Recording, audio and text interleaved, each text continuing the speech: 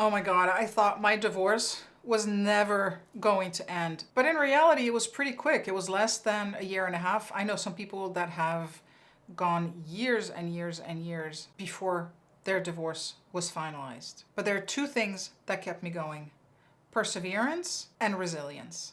So I want to talk a little bit about what the difference is, right?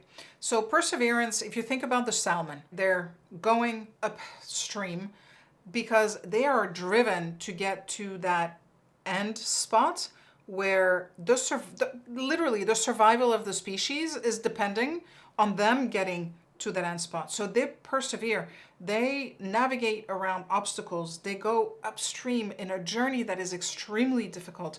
They avoid the bears. I mean, that journey is just relentless. Resilience is like a rubber band. The rubber band stretches and stretches and stretches and stretches. The thing is, with humans, the rubber band, I feel, at least that was the case for me, doesn't snap. It just continues to expand and expand, and it comes back and it contracts and expands. And that's kind of how I'm looking at the difference between perseverance, and we need both as we're going through our divorce and coming out on the other side of the divorce, because it's not an easy journey, but it's a worthwhile one.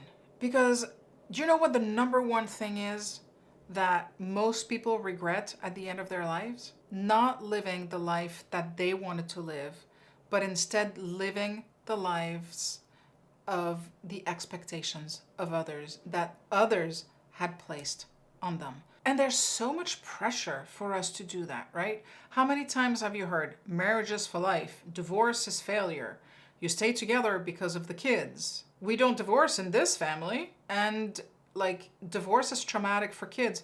Yeah, it's traumatic for kids, but it's not going to be nearly as traumatic as the people in the marriage staying together for the sake of the kids. Not when there's fighting and arguing and negative energy all the time. So the good news is, I've seen a lot of women, I've known a lot of women who have gone through divorce and who have not just survived, but thrived. And it may be hard to see that that is available to us where we're in the middle of the storm, when all we see is all this stuff flying around and we're consumed by the worry and the emotions and the anxiety and thinking about the future and what that's going to mean for us. But there are not just the women that I know, but there are many women out there that have thrived and that have actually gotten and had their best life after their divorce. Think about this. Martha Stewart, she built her media empire after her divorce. Tina Turner had a killer career after she left an abusive husband. The things that we can do when we decide that it's our time, and maybe divorcing is not the end of your story, but the beginning of a killer story for yourself. As you're going through your divorce, or if you're coming out of your divorce, I wanted to share 5 ideas to really help to build perseverance and resilience. And the first one is this: believe that what is happening to you is happening for your greater good. Maybe there's a reason why you're getting divorced. Maybe it's because you're not on the path that you were destined to be on. And yeah, it sucks, and yeah, it hurts, but what is going to be the gift that is going to be yours at the end of this journey? Maybe this is your call to live your life to the fullest, not living your life according to somebody else's expectations of what your life should look like. Number 2, build your circle. Bring people in your inner circle that are going to be supportive, that are going to be cheering you on, that are going to be supporting you as you go through this journey, because maybe they've been on a similar journey. They've certainly had challenges of their own, so they know how to build that perseverance and that resilience muscle.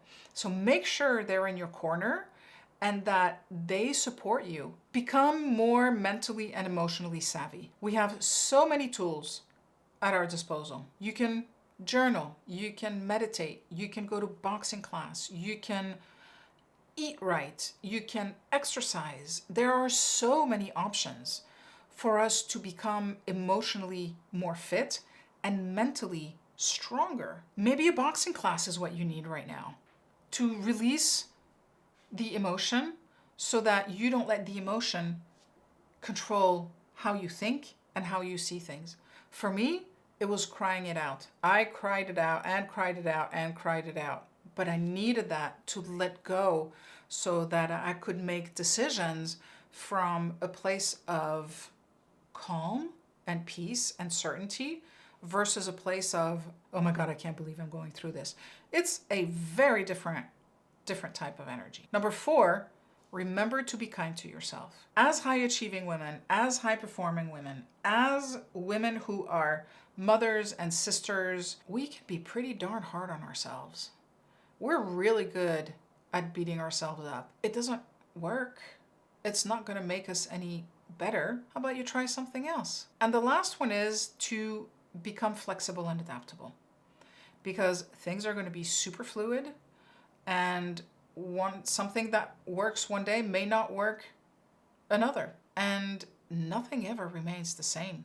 Things are constantly shifting and changing and morphing, and to expect things to be one way and to continue to be that way, that's a lesson that I had to learn, is that yes, on this day it was like this, but things change. That doesn't mean that because it was like this today that it's going to be like that tomorrow. So being flexible, being adaptable, using these situations when things are in flux as a way to learn more about ourselves and as a way to adjust so that we get to our ideal place, our ideal self, is going to be oodles better than putting a stake in the ground and saying, this is how it is and it's not going to change. We all have to be flexible, because the only thing that we know for sure is that things are going to change. Even after your divorce, you're going to go through every emotion imaginable.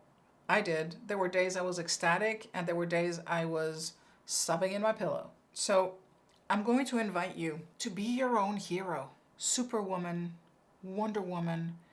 Be your own role model. Know that you're smart enough, you are strong enough, and you are more than capable of getting through this challenge. You've made it through others, even if it feels like it hurts more than the others. Even in your darkest of days, know that there's always tomorrow. Tomorrow will look different. Tomorrow will feel different. Maybe tomorrow you get a sliver of hope, a sliver of happiness, just a little taste of things to come. You are worthy of whatever challenge comes your way. Divorce is a challenge. It's not the only one you have faced, and it's not the only one you will face. You got this.